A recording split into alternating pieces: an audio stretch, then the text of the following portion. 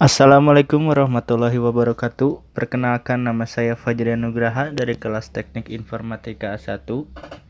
Di sini saya akan mempresentasikan mengenai tugas yang diberikan, yaitu zakat.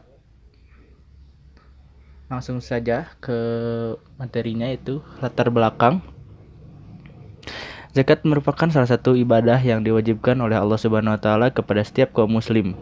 Perintah zakat di dalam Al-Quran senantiasa disandingkan dengan perintah sholat. Pentingnya menunaikan zakat karena perintah ini mengandung misi sosial yang memiliki tujuan jelas bagi kemaslahatan umat. Tujuan yang dimaksud antara lain untuk memecahkan problem kemiskinan, meratakan pendapatan, meningkatkan kesejahteraan umat dan negara. Inilah yang menunjukkan betapa pentingnya menunaikan zakat sebagai salah satu rukun Islam. Zakat adalah sejumlah harta yang wajib dikeluarkan oleh umat muslim untuk diberikan kepada golongan yang berhak menerima seperti fakir miskin dan semacamnya. Sesuai dengan yang diterapkan oleh syariah, zakat termasuk rukun Islam keempat dan menjadi salah satu unsur paling penting dalam menegakkan syariat Islam. Adapun dalil tentang zakat yaitu di Quran surat Al-Baqarah ayat 110, yaitu A'udzubillahi minasyaitonirrajim. Wa aqimus salata wa atuz zakata wa ma tuqaddimu li anfusikum min khairin tajiduhu indallah innallaha bima ta'maluna basir. Dan dirikanlah salat dan tunaikanlah zakat, dan kebaikan apa saja yang kamu usahakan bagi dirimu, tentu kamu akan mendapat pahalanya pada sisi Allah. Sesungguhnya Allah Maha melihat apa-apa yang kamu kerjakan. Quran surat Al-Baqarah ayat 110.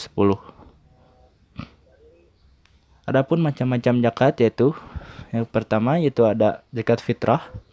Zakat fitrah adalah zakat yang wajib dikeluarkan umat muslim menjelang hari raya Idul Fitri atau pada bulan Ramadan. Zakat fitrah dapat dibayarkan dengan setara 3,5 liter atau 2,5 kg makanan pokok dari daerah yang bersangkutan. Makanan pokok di Indonesia adalah nasi. Maka yang dapat dijadikan sebagai zakat adalah berupa beras. Yang kedua yaitu ada zakat mal.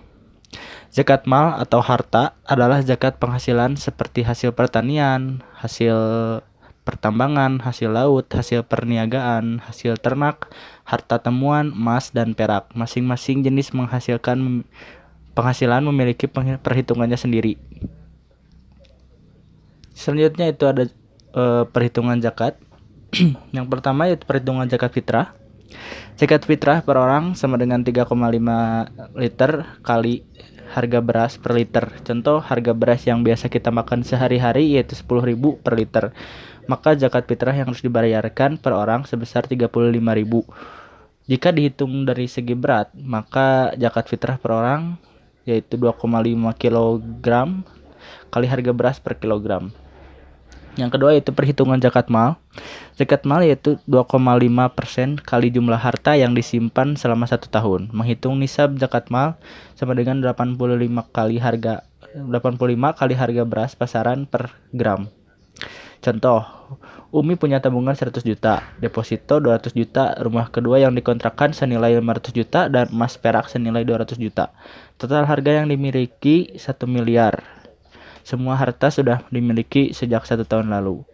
Misal harga 1 gram emas sebesar 600.000, maka batas nisab zakat mal yaitu 85 kali 600.000 sama dengan 51 juta. Karena harta Umi lebih dari limit nisab, maka ia harus membayar harta mal sebesar 1 miliar kali 2,5% sama dengan 25 juta per tahun. Selanjutnya itu ada penerima zakat. Ya, penerima zakat salah satunya itu ada fakir, golongan yang hampir tidak memiliki apapun sehingga tidak mampu memenuhi kebutuhan pokok hidupnya.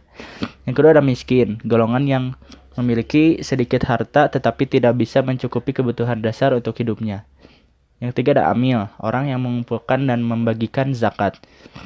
Yang keempat ada mu'alaf, orang yang baru masuk atau baru memeluk agama Islam dan memerlukan bantuan untuk menyesuaikan diri dengan keadaan baru. Yang kelima ada hamba sahaya, orang yang ingin memerdekakan dirinya.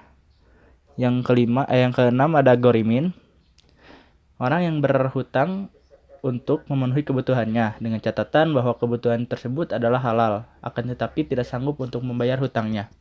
Yang ketujuh ada fisabilillah, orang yang berjuang di jalan Allah. Yang terakhir ada ibnu sabil, orang yang kehabisan biaya dalam perjalanannya dalam ketaatan kepada Allah. Selanjutnya itu tata cara melaksanakan zakat. Di sini saya menjelaskan poin-poinnya saja. Yang pertama yaitu memperhatikan makanan sehari-hari. Zakat fitrah diambil dari makanan sehari-hari. Yang kedua yaitu orang yang perlu membayarkan zakat fitrah. Orang yang perlu membayarkan zakat fitrah adalah diri sendiri. Temukan amil yang terpercaya. Bisa membayar zakat fitrah di masjid terdekat rumah atau secara online dari situs terpercaya. Yang keempat itu niat membayar zakat fitrah.